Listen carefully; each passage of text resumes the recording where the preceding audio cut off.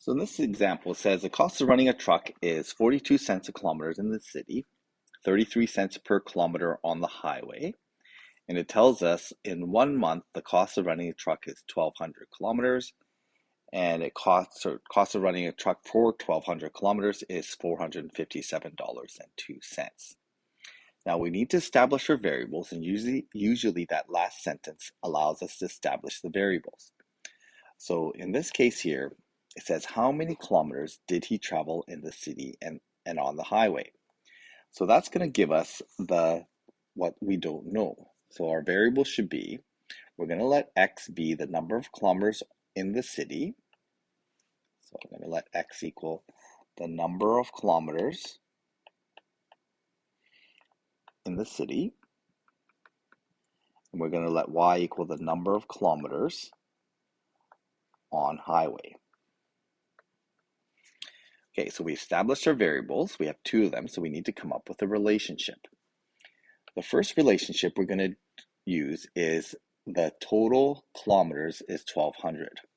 So I'm going to let that be my first equation. The kilometers in the city plus the kilometers on the highway equals a total of 1,200 kilometers. So it's important to make sure that our units match, because otherwise we don't have an equation. So it's good to keep track of what the x and y actually equal. So the second relationship, we need another relationship. So we're going to use the $457.02. So we're going to come up with another equation for that. So we'll call that equation 2, and we need to come up with money. To come up with the money, we need to use the 42 cents per kilometer in the city. So I'm going to use 42 cents, and to get the kilometers in the city, we need to the cost for that, we need to multiply that by the number of kilometers in the city, which is x. Plus, we're going to take the cost of running it on the highway, which is 33 cents, and we're going to multiply that by the kilometers on the highway, which is y. So we have the cost in the city plus cost in the highway equals the total cost, which was $457.02. So there's our two equations. So once we establish our two equations, we just need to solve this. So I need to match the coefficients, and I'm going to match the y's in this case.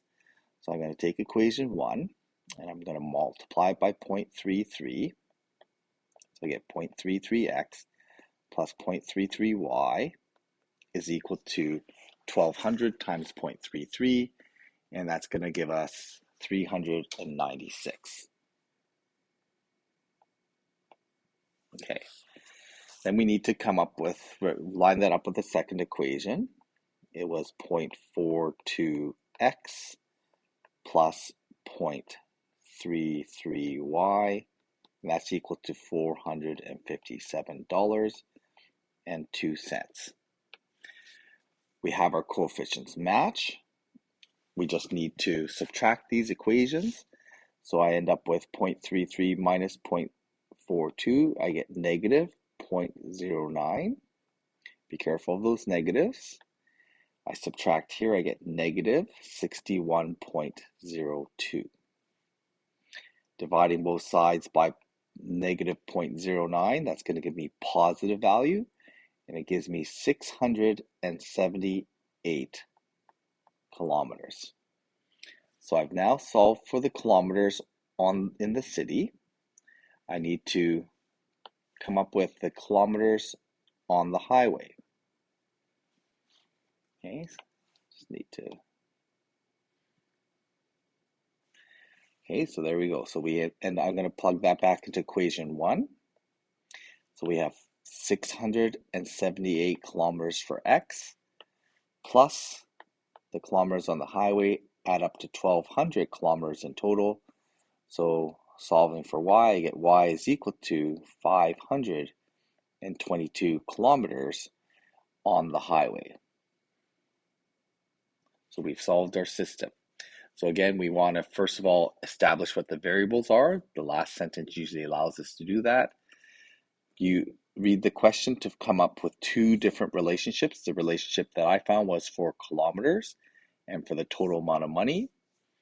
The 33 cents per kilometer and the 42 cents per kilometer allowed me to convert the kilometers X and Y to dollars, and which gave me an equation in terms of dollars. And then I just solved that algebraically.